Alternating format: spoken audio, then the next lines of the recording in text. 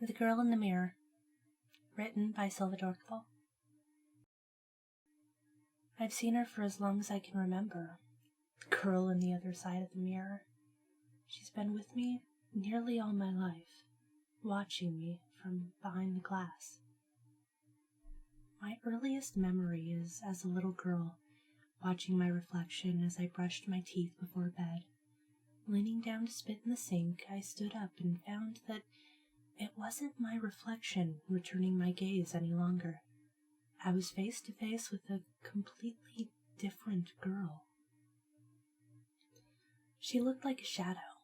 Her skin was black as night, her thin face framed by long dark hair, wearing black clothes that I couldn't quite discern from the rest of her. The only distinctive features she had was her eyes. 2 large, red eyes, like burning embers of a fire.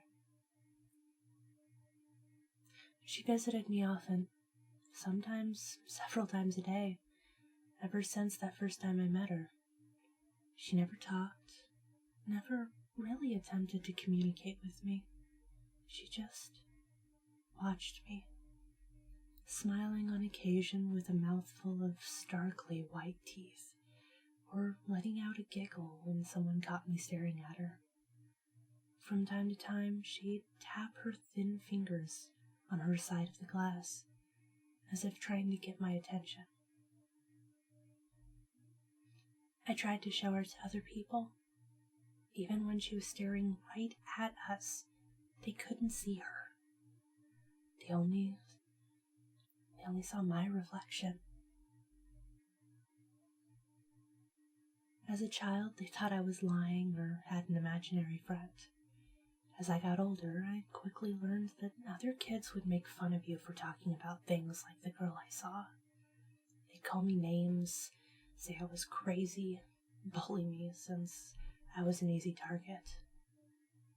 The usual things kids do. Photographs and videos didn't capture her. Only I could see her.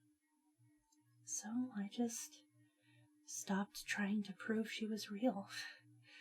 I just lived with seeing her, sometimes multiple times a day, watching her grow as I grew, age as I aged. I'm 87 now. The girl on the other side of the mirror grew as fragile and old as I have, aging in sync with mine. Even with the girl frequently visiting, I've had a full life.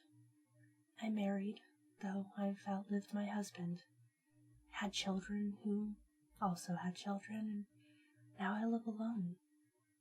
Just me and her, the withered old lady in the mirror. But today, she wasn't there. When I woke up, groping for my walker and hobbled to my vanity, I found the mirror shattered, its shards scattered on the floor, dark and opaque. Making my way to the bathroom, the mirror above the sink was the same. Every mirror in my home has been shattered, and the pieces of fractured glass are now dark, as if they'd been covered in blackness.